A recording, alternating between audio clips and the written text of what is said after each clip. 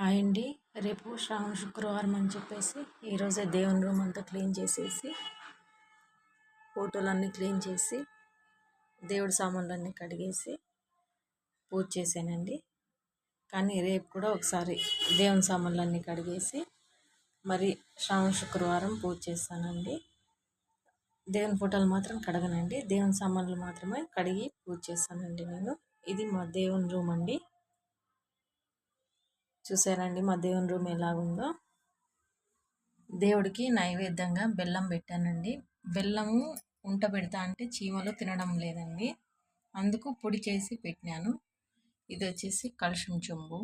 చెంబులోకి నిండు బింది నీళ్ళు వేసి కొంచెం బెల్లం వేసి పెడతానండి, పానకంలాగా దేవుడికి నైవేద్యం పెట్టినట్టు.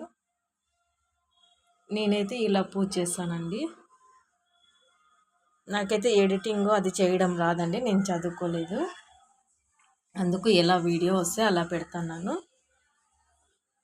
ఏవైనా తప్పులు ఉంటే క్షమించండి, ఏమీ అనుకోవద్దండి. మీరు ఎలా పూజ చేస్తారో కామెంట్ బాక్స్లో కామెంట్ చేయండి. మాదైతే ఇదేనండి దేవుని రూము. రేపు శ్రావణ శుక్రవారం వీడియో కానీ చేస్తాను, చూడండి. చూసి లైక్ చేసి సబ్స్క్రైబ్ చేయండి. అగరబత్తీలు, సాంబ్రాణి, ధూపం పెట్టినానండి. అగరబత్తీలు వచ్చేసి ఒకటి డైలీ యూజ్ది పెట్టినాను, ఇంకొకటి వచ్చేసి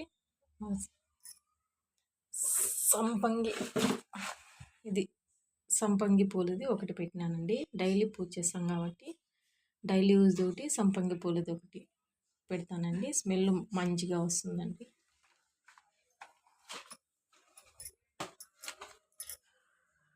ధూపం వచ్చేసి ఇది పెడతానండి, స్టిక్, ధూపం స్టిక్. ఇంకొకటి వచ్చేసి